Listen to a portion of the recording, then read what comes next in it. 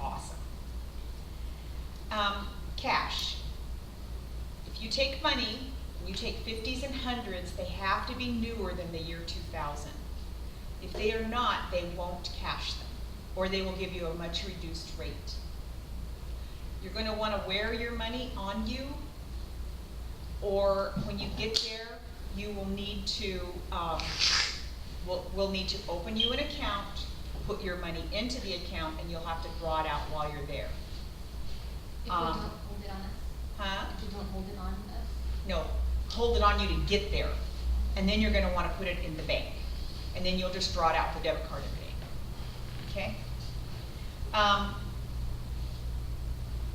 What year was that? I'm sorry. What year was that? 2000 and newer.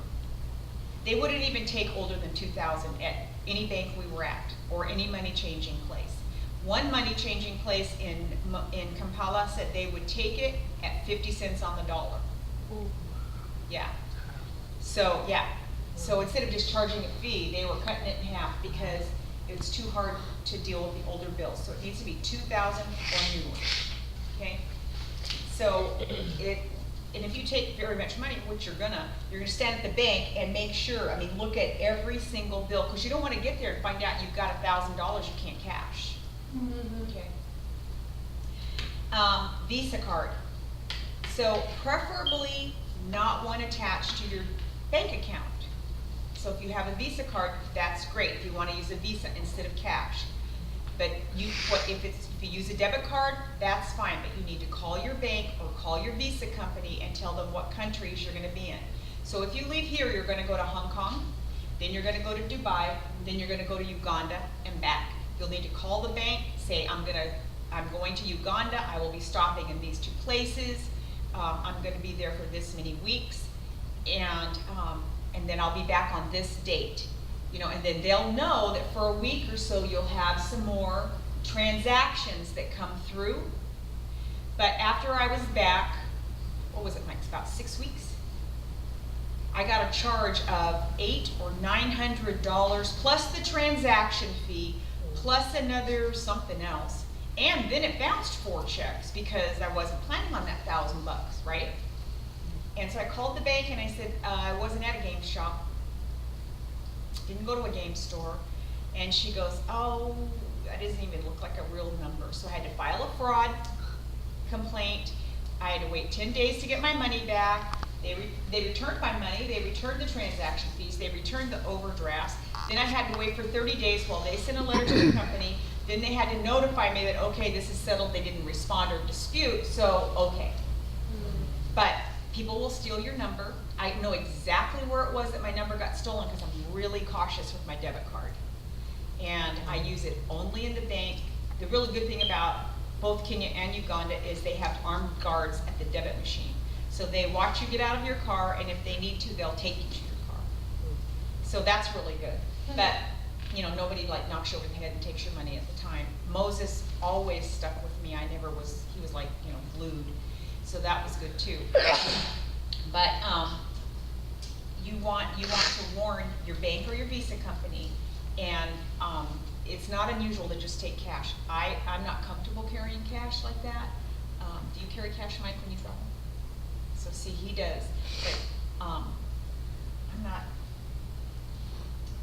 So that has to be, that's your decision, but be warned that it could affect your checking account. So it would be better if you took cash, okay? Smells. If smells bother you really badly, you're gonna have to get past it. Most people in foreign countries don't wear deodorant. And none of them use mouthwash. And Olivia's blessed. Huh? Olivia's blessed. Amen. And most of them don't brush their teeth. So it's pretty powerful when you get enclosed in a little van that's completely packed with people and it's hot. And when you go to church and people are jumping up and down and dancing and it's absolutely awesome, and you think, Glade would be good. And it used to really bother me. Smells would just make me gag. I just couldn't handle it. And I asked the Lord to deliver me from that. And it doesn't bother me at all.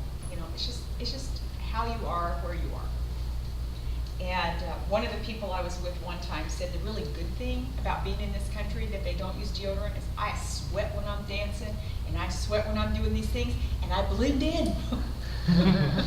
Oh, this is true, good, good to know. Things like a nail brush, you will get gunk under your nails. I know this seems trivial, bring one, okay? I've never been on a mission trip that somebody didn't need a sewing kit. Get one of those little cheap $2 sewing kits.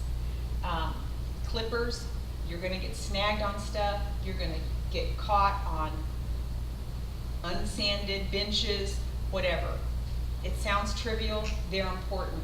You don't wanna be at 11 o'clock at night bleeding and looking for a pair of clippers and a Band-Aid. Bring a Band-Aid, bring some antibiotic cream. So how about like a first aid kit then? Little tiny, well, even just, I just throw in triple antibiotic cream and half a dozen Band-Aids. That's what I take. And I take mouthwash or mints or something, because they may not use it, but when I'm up there ministering and I'm breathing on people, you know, for 5 or 6 hours while I'm praying for them, mint is good. You know what I'm saying? Yeah. So, and besides that, you guys would have to be with me, so it might help you. And you need to listen. Most cultures, and the Chamorro culture will get this, do not say exactly what they mean. Hello, come on in. They expect you to understand what they're saying, right? So you have to, it's good to see you. You have to really listen to what they're saying and make sure that you don't, because as you know, I'm really just out there. And so because of that, I have to really pay attention. I try to pay attention most of the time anyway, but when I'm somewhere else, I really have to pay attention to listen completely to what, particularly, for instance, Moses says, and then it's like, Moses, you want, you know, and then I tell him back, and he'll say, no, Pastor, what I said was, you know. And so finally I said, you know, Moses, I'm very straight. You just have to tell me, because I don't think I get it. And so now, even when we talk on Skype, he'll say, you know, Pastor, you're so straight. Yes, I am. And so he tells me a little more. He goes, I need this. Oh, okay. You know, I need you to do this. I need you to pray this. And before it would be, well, you know, we are having some issues here, and in my country, with the children, and I'm like, you know what you just said?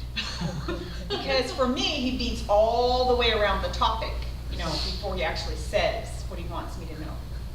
So you have to really listen, and you're going to have to confirm that you're hearing what they said. If they're asking you to do something, because one time I said, are you asking me to sing? And he goes, yes, Pastor. And I said, oh, you don't know. They sing. I clap my hands and dance. I'm good with this. And he goes, oh no, Pastor, it will be an insult to the children if you don't sing. I said, if I sing, the children will be insulted. You just don't know. And he goes, Pastor. So I got up and jumped and down and hooped and hollered with the kids. They thought it was great. I never did have to sing out loud in front of people. So, toilets.